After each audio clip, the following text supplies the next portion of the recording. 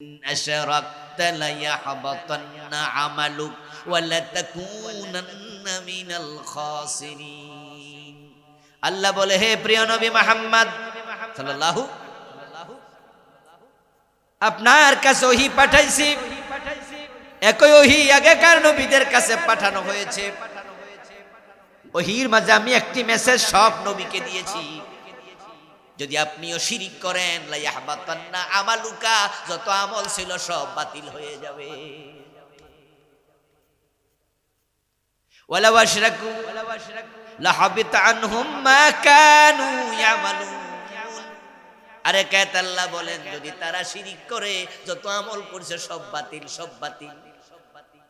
প্রশ্ন হতে পারে মিথ্যা কথা বললাম নামাজ বাতিল হলো না ফজরের নামাজ কাজা করলাম হজ বাতিল হলো না তো ফিরের পায়ে সেজদা দিয়া শিরিক করলে আমল বাতিল হবে কারণটা কি উত্তর হলো শিরিক করার সাথে সাথে ঈমান চলে যায় আর যার ঈমান থাকে না তার আমলগুলো হারাইয়া যায়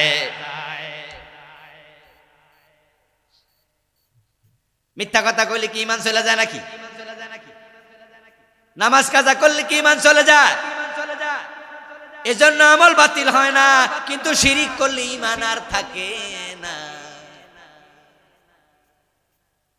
ঈমান হলো অঙ্ক একের মতো নেক আমল হলো ডান পাশে শূন্যের মতো এক যদি থাকে একটা শূন্য দিলে কত হবে মাশাআল্লাহ জোরে বলেন দুইটা দিলে কত তিনটা দিলে দিতে থাকেন দাম বাড়বে মান বাড়বে কিন্তু এক যদি মুছে দেন শূন্যের দাম কত ঈমান যদি চলে যায় আমল করে আর কোনো লাভ নাই এই জন্য যত নবী দুনিয়া আসছে সব নবী মানুষকে শিরকের ব্যাপারে সাবধান করেছে কালেমার দাওয়াত দিয়েছে তাওহীদ গ্রহণ করো লা শারীকা লাহু আল্লাহর কোনো শরীক قل إن صلاتي ونسكي ومحياي ومماتي لله رب العالمين لا شريك وحده لا رب العالمين এরপরে কি হাফেজ আছেন لا شريك له وبذلك أمرت وأنا أول المسلمين لا شريك له বলে দাও শরীক নাই তার কারণ তার শরীক যে মানবে তার ঈমান শেষ আমার বন্ধু এখন বাংলাদেশে শিরিক বন্যার পানির মতো ঘরে বাড়িতে ঢুকতেছে হ্যাঁ তো শিরিক আশ্চর্য হবেন এ নিয়ে আমি আরো ৫-৭ বছর আগে বই লিখছি ছোট্ট একটা বই নাম দিছি প্রচলিত শিরিক ও তা থেকে বাঁচার উপায় এই বইটা আমি বাংলাদেশে চলমান ২৯টা শিরিক লিখছি ওরে আল্লাহ রে এত শিরিক ২৯টা একটা করলে শেষ ঈমান আমার প্রিয় ভাই যে এলাকায় ভণ্ড পীরের মাজার আছে ওই এলাকার মানুষগুলো গড়ে মুশরিক হয়ে যায় ভণ্ড পীরের মাজারের চারপাশে শিরকের বাজার মিলে যায়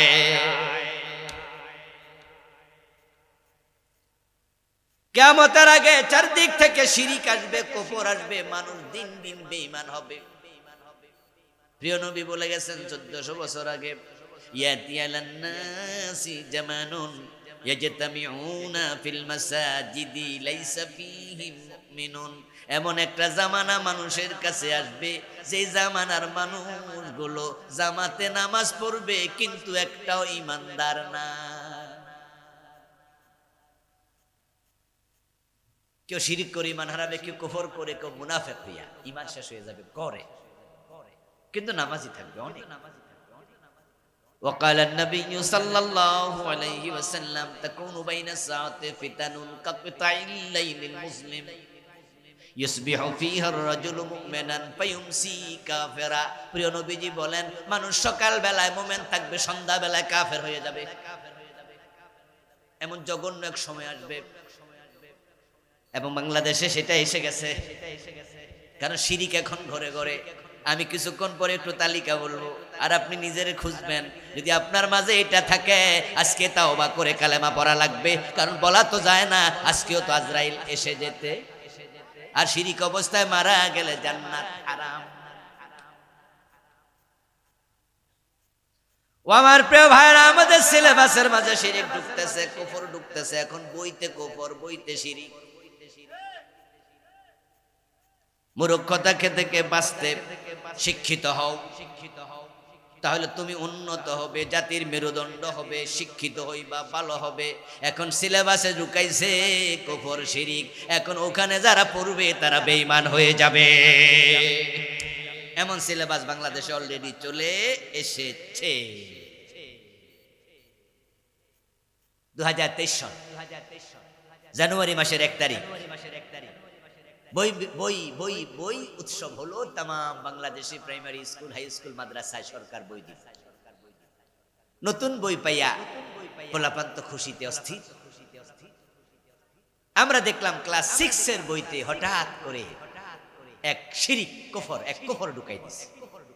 কি কুফর? মানুষ নাকি বান্দর থেকে আইছে। বিবর্তনবাদ। সেখানে মানুষের ছবি দিছে, দিয়ে আস্তে আস্তে আস্তে আস্তে করে শেষ দিকে একটা বান্দর দিয়ে দিছে, আর পরবর্তী নিচে লেখা দিছে সুন্দর কইরা, মানুষ শুরুতে মানুষ ছিল না, ধীরে ধীরে মানুষ হইছে। মানুষ এক সময় ছিল বান্দর। মানুষের পূর্বপুরুষ আদম না, পূর্বপুরুষ নাকি? অথচ আল্লাহর কোরআনের মাঝে আছে মানুষ আদম থেকে এসেছে। এখন যদি আপনার বাচ্চা, আমার বাচ্চা ওই সিলেবাসে বিশ্বাস কইরা মনে করে মানুষ বান্দর থেকে আসছে, কোরআনের আয়াত অস্বীকার করার কারণে ঈমান থাকবে না, চলে যাবে।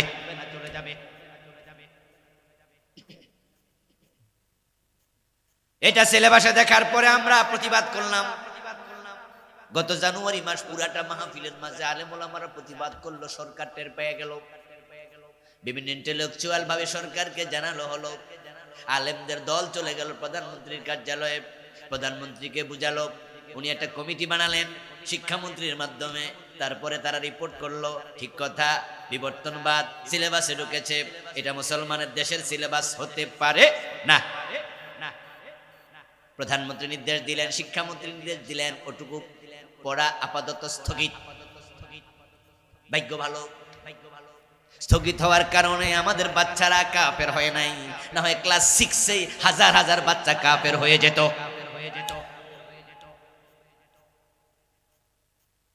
চলে গেল 2023, আসলো 2024।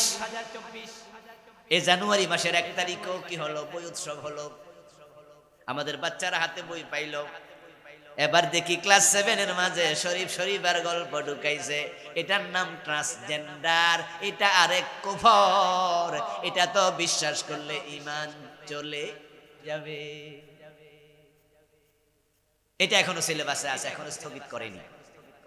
এটার নাম হলো ট্রান্সজেন্ডার, যেগুলো আপনারা গ্রামে গঞ্জে হয়তো কেউ শুনেনও নাই, কিন্তু সিলেবাসে অলরেডি ক্লাস 7 এর বইতে ঢুকে গেছে। শরীফার গল্প নামে সমকামিতার নতুন মোড়ক বাংলাদেশে সাপ্লাই দিয়েছে। একটা যুবক যদি নিজেকে যুবতী মনে করে, তাহলে তাকে যুবতী মনে করতে হবে। তার দেহ যুবক, অসুবিধা নেই, মন তার যুবতী।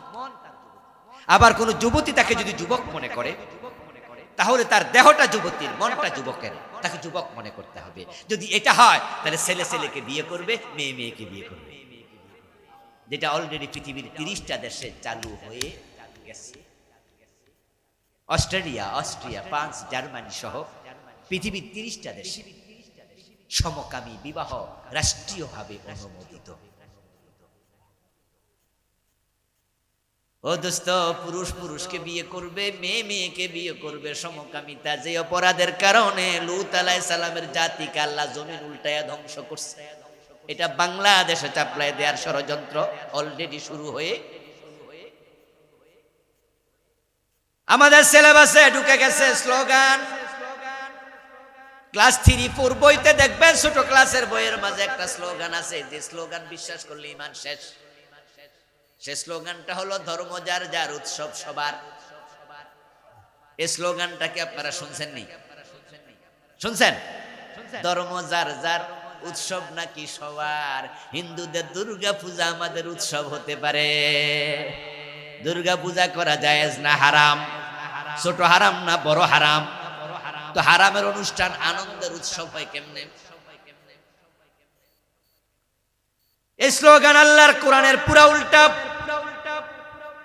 আল্লাহ তাআলা কোরআন মাজিদে আমাদেরকে স্লোগান শিখাইছে, লাকুম দীনুকুম ওয়ালিয়া দীন। বাংলা অর্থ হলো তোমার ধর্ম তোমার, আমার ধর্ম আমার। দুইটা এক না, আলাদা? কথা বলেন। তোমার ধর্ম তোমার, আমার ধর্ম আমার, দুইটা এক না আলাদা?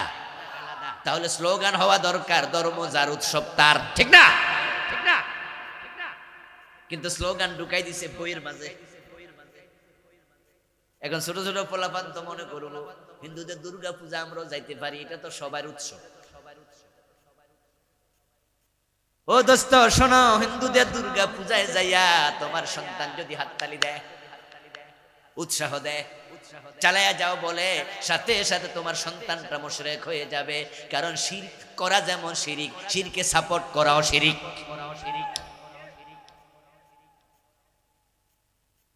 স্লোগান ঢুকায় দিছে বইয়ের মাঝে, স্লোগান ঢুকায় দিছে মানুষের কলিজার মাঝে। নির্বাচন যখন আসে তখন একটা স্লোগান খুব জনপ্রিয়, আমাদের নেতারা মাইক হাতে নিয়ে স্লোগান দেয়, আমারে ভোট দিয়েন, আপনারা জনগণ, আপনারাই তো সকল ক্ষমতার উৎস।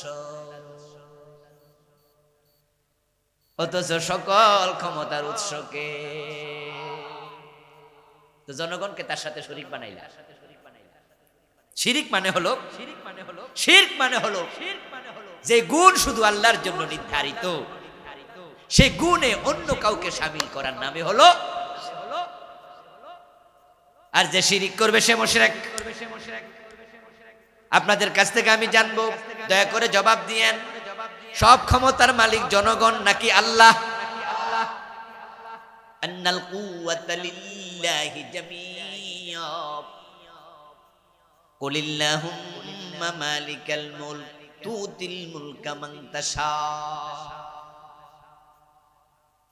আমার প্রিয় ভাইরা, আল্লাহ তাআলা বলেন, নবী আপনি ঘোষণা করুন, ও রাজা দিরাজ আল্লাহ, তুমি ক্ষমতার মালিক, তুমি যাকে চাও ক্ষমতা দাও, যার কাছ থেকে চাও তুমি ক্ষমতা ছিনাইয়া নেও।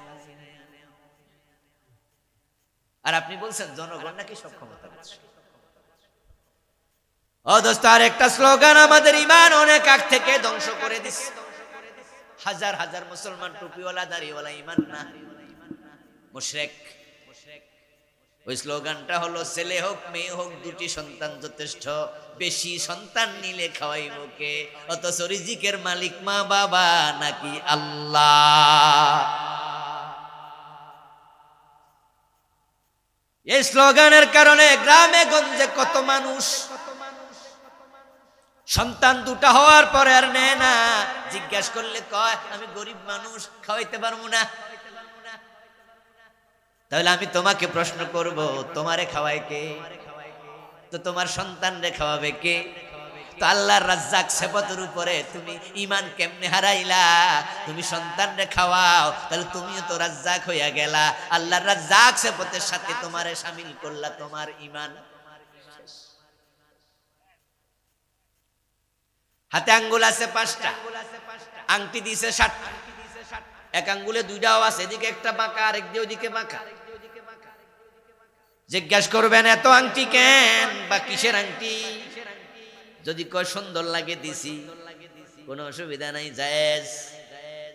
কিন্তু যদি বলে এটা খাজা বাবার খাদেম থেকে 1111 টাকা হাদিয়া দিয়া আনছি, খাদেম সাহেব বলছে এই আংটি হাতে দিলে বিপদ মুসিবত আসে, ওইটা ইয়াকুত পাথরের আংটি, খাজা বাবার খাদেম বলছে আংটি হাতে দিলে ব্যবসায় উন্নতি হয় তাড়াতাড়ি। ভাগ্য পরিবর্তনের জন্য আংটি হাতে দেয় এমন লোক আছে না নাই? অথচ ভাগ্য লেখে কে? বিপদ থেকে বাঁচাবে কে? ইয়ামসাসকাল্লাহু বিদুররিন ফালা কাশিফা লাহু ইল্লা হু। ও প্রিয় নবী, যদি আল্লাহ তাআলা আপনাকে কোনো বিপদ দিতে চান, ওই বিপদ থেকে আপনাকে আল্লাহ ছাড়া বাঁচানোর ক্ষমতা কারো নেই। বিয়া করছে 3 বছর, বাচ্চা হয় না, মা বাবারে কই একটু দোয়া করেন, হুজুরের 500 টাকা দিয়া কই হুজুর আমার জন্য একটু দোয়া কইরা দিয়েন। সবে বরাতের রাতে কত দোয়া চাইছে, সামনের কবে কদর আছে আরো বেশি চাইব। 3 বছরের জায়গায় 5 বছর, বাচ্চা হওয়ার কোনো লক্ষণ নাই। এবার হতাশ হইয়া যায়, কি করি দোস্ত পরামর্শ দেয়, টেনশন করিস না, পাসপোর্টে ভিসা লাগাইয়া ভারত চইলা যা, খাজা বাবার কাছে চা, কেউ ফিরে না খালি হাতে, খাজা তোমার দরবারে।